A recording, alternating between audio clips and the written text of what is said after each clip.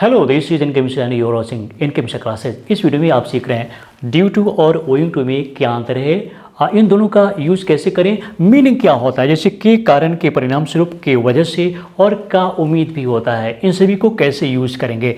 Caused by a result of या फिर because of expected के लिए भी ड्यू टू और ओइंग टू का यूज होता है, लेकिन किसमें, ये सभी मीनिंग किसके लिए है, ये सभी इंग्लिश वर्ड किसके लिए है, इन सबको देखते हैं और सीखते हैं कि ड्यू टू और ओइंग टू में अंतर क्या है। तो सबसे पहले ड्यू टू के बारे में जान लें कि ड्यू टू का प्रयोग हम caused by a result of और एक्सपेक्टेड के लिए होता है।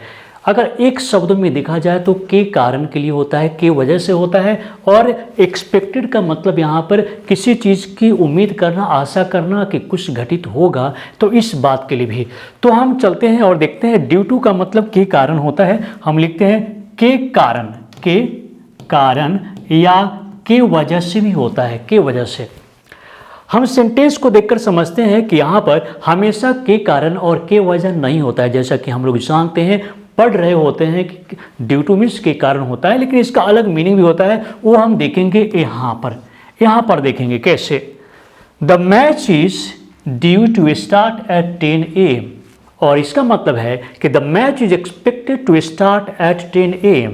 द मैच इज एक्सपेक्टेड, यहाँ पर हम एक्सपेक्टेड कर देंगे तो सेम मीनिंग हो जाएगा। तो the match is expected to start at 10 AM, इसका मतलब है कि मैच 10 बजे स्टार्ट होने की संभावना है कि मैच 10 बजे स्टार्ट हो जाए, तो एक्सपेक्टेड की जगह पर हम ड्यू का प्रयोग भी कर सकते हैं। तो ऐसा ना हो कि हम जब भी ड्यू टू लिखा हुआ देखें तो हम समझ जाएंगे कि इसका मीनिंग के कारण होता है, ऐसा भी नहीं है। और इसलिए ज़रूरी है कि किसी भी चीज़ को कई तरीके से समझने का प्रयास करेंगे। अब इस सेंटेंस को देखते हैं। The accident was due to careless. Accident का कारण क्या था? लापरवाही, किसी ने लापरवाही किया और इसलिए एक्सीडेंट हुआ। तो यहाँ पर ड्यू टू मिस होता है के कारण। देख रहे हैं दोनों जगह ड्यू टू है और इसके बावजूद भी मीनिंग में क्या अंतर है। He is due to come at 9। अब यहाँ पर भी ड्यू टू है और इसका मतलब है कि he is expected to come at 9, मतलब वह 9 बजे आ सकता है, संभावना है, आशा है कि वह 9 बजे आ जाए। तो यहाँ पर फिर ड्यू टू का मतलब के कारण नहीं होता है। इसी चीज़ को समझना है, किसी भी चीज़ को पढ़ते हैं तो उससे हमें ठीक से समझना होगा।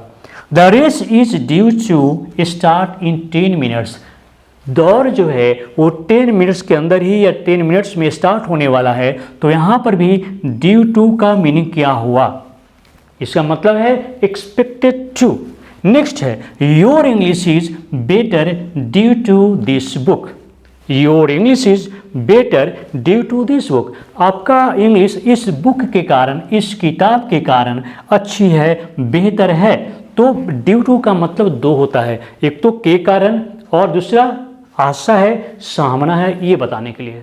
ओइंग टू का मतलब भी के कारण होता है, लेकिन यूज कहाँ करेंगे, जैसे देखेंगे बिकॉज ऑफ, जैसे क्योंकि के लिए, के कारण के लिए, की वजह से के लिए भी ओइंग टू का प्रयोग होता है। लेकिन यूज कहाँ करेंगे, कैसे करेंगे, जैसे ड्यू टू होता है सेम मीनिंग के लिए हम ओइंग टू का यूज कर सकते हैं, एक एक्सेप्शन को छोड़कर। जैसे मैंने एक एक्सपेक्टेशन के लिए भी ड्यू टू का प्रयोग बताया था, वहाँ पर ओइंग टू का प्रयोग नहीं होगा। बाद बाकी कारण बताने के लिए हम ये ओइंग टू का प्रयोग करेंगे। जैसे used in the beginning of a sentence. Owing to का प्रयोग सेंटेंस के बिगनिंग में करेंगे, शुरुआत में करेंगे। किसका प्रयोग? ओइंग टू का प्रयोग। जैसे owing to his problems he thinks too much का मतलब है कि समस्याओं के कारण, वह अपनी समस्याओं के कारण बहुत सोचते रहता है, बहुत ज़्यादा सोचता है। तो हम ओइंग टू से स्टार्ट करेंगे। नेक्स्ट है owing to the increase in population में वृद्धि के कारण there is an excess use of natural resources.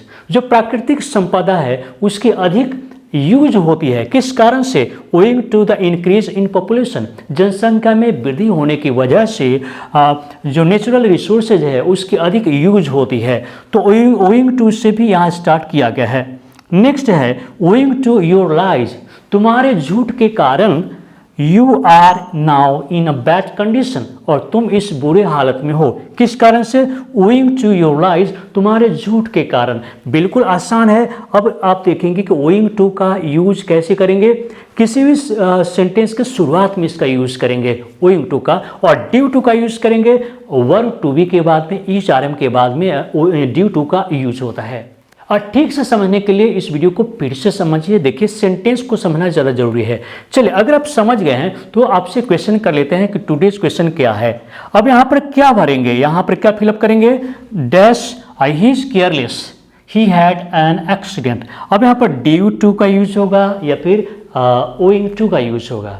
उसके बाद his accident was owing to या फिर ड्यू टू हीज केयरलेसनेस।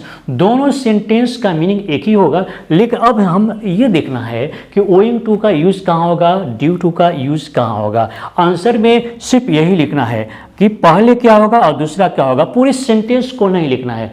अगर मान लीजिए यहाँ पर ड्यू टू होता है तो आप लिखेंगे ड्यू टू, उसके बाद लिखेंगे इसमें मान लीजिए ओइंग टू होता है तो ओइंग टू। अगर मान लीजिए यहाँ पर ओइंग टू हुआ तो पहले लिखेंगे ओइंग टू, और उसके बाद इसमें अगर ड्यू टू हो रहा है तो आप लिखेंगे ड्यू टू। आंसर में मात्र 2 वर्ड को लिखना है। हम देखते हैं कि आपका आंसर कितना सही होता है। तो चलिए दोस्तों, इस वीडियो को देखने के लिए, लाइक करने के लिए, शेयर करने के लिए और इस चैनल को सब्सक्राइब करने के लिए आप सभी को बहुत बहुत धन्यवाद।